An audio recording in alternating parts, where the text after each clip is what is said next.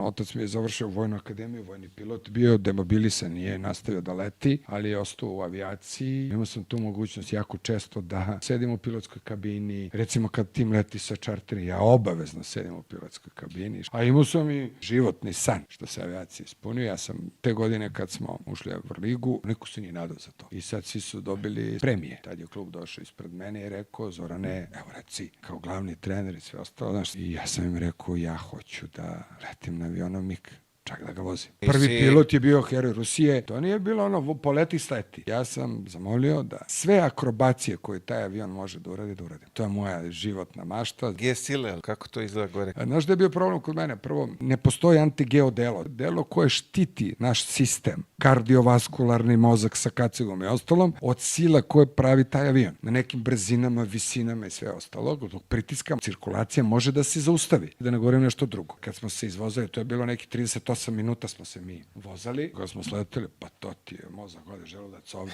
to te ispomerate. Sve što može, taj borbeni avion MiG-29, mi smo izvodili, on je meni objašnjavao. To je jedna od želja mi tih, ako to bude, da idemo u stratosferu, to je nekih 25 km od zemlje, da se popnemo gore, tu može, međutim nema modela za mene koje će da me štiti. Pa čak i sada sam imao ja ideju jedno. Trebali su da budu igre družbe. To je pomereno. Moj ugovor je nov sa Rusijom i sve ostalom, koje je premio za osvajanje tih prvo, drugo, treće mesta. Oni su izbacili taj novi, to je Su-75.